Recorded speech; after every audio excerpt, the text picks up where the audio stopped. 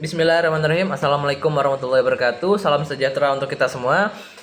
Sebelumnya terima kasih kepada Bu Putri selaku dosen pengampu mata kuliah ini, metodologi penelitian, dan juga sudah membimbing saya dalam penulisan draft rencana seminar proposal skripsi saya dengan judul pengembangan aplikasi mobile berbasis Android untuk sistem inventaris bahan dan alat lab terpadu UBB dengan fitur QR Code.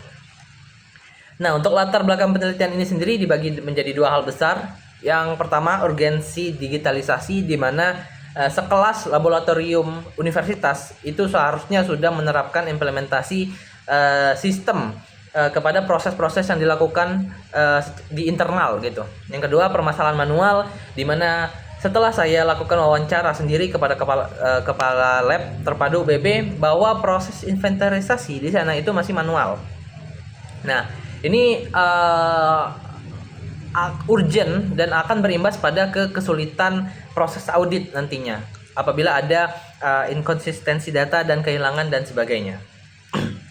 Nah, fokus dan tujuan penelitian ini sendiri untuk merancang bagaimana sistem yang baik, bagus, dan optimal untuk kondisi yang ada di dalam proses inventarisasi lab terpadu UBB. Kemudian batasan masalah dan cakupan platform aplikasi itu akan ada di mobile dengan hanya OS Android saja dengan framework Flutter. Kemudian hak akses pengguna akan ada dua. Yang pertama admin laboratorium, admin lab, dan ada konsumen yaitu mahasiswa.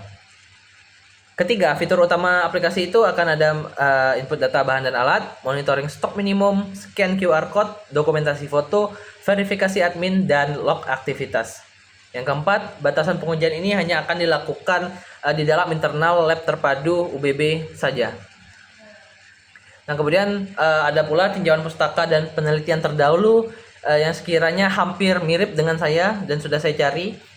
Bisa dilihat perbedaannya, terutama mereka banyak menggunakan web base, yang dimana di sini pada usulan saya akan mengusulkan penggunaan Android menggunakan framework Flutter.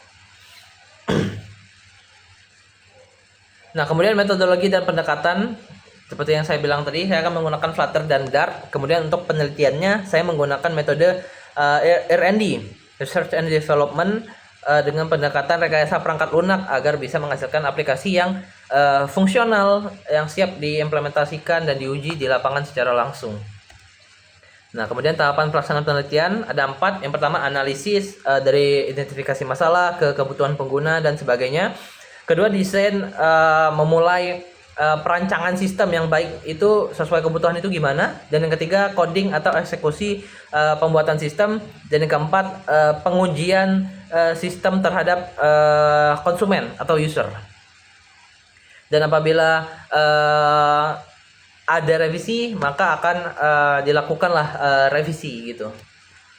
Kemudian arsitektur dan diagram alir untuk alur operasional penggunaan aplikasi ini sendiri ada 3. Yang pertama, multi role authentication, login dengan pembagian hak akses terverifikasi untuk admin lab dan mahasiswa. Artinya di mana ketika hak akses antara admin lab dan mahasiswa itu beda dan tidak akan bisa saling mengganggu gugat gitu. Yang kedua, pemindaian QR code, di mana sebagai proses identifikasi alat lab dan monitoring sisa stok bahan yang ada secara instan di lapangan. Yang ketiga, penyimpanan dan audit trail, di mana data akan tersimpan di database terpusat dengan log aktivitas pengguna, sehingga nanti bisa tracking aktivitas proses yang terjadi di dalam peminjaman inventarisasi menjadi transparansi gitu. Nah, bisa dilihat di diagram alirnya, di mana mahasiswa atau admin user akan login terlebih dahulu. Apabila validasi loginnya gagal, itu akan memunculkan pesan ya, login gagal, cek username password, dan harus diulang sehingga benar. Nah, apabila sudah benar, akan langsung masuk ke dashboard. Di dashboard itu akan ada pengelolaan inventaris dari scan QR code, input data barang, monitoring stok, upload dokumentasi, dan verifikasi data. Setelahnya akan terjadi penyimpanan database, kemudian yang bisa dilihat melalui audit trail dan monitoring sehingga sampai selesai begitu. Nah, ada pula rencana jadwal kegiatannya pada tahun depan ya.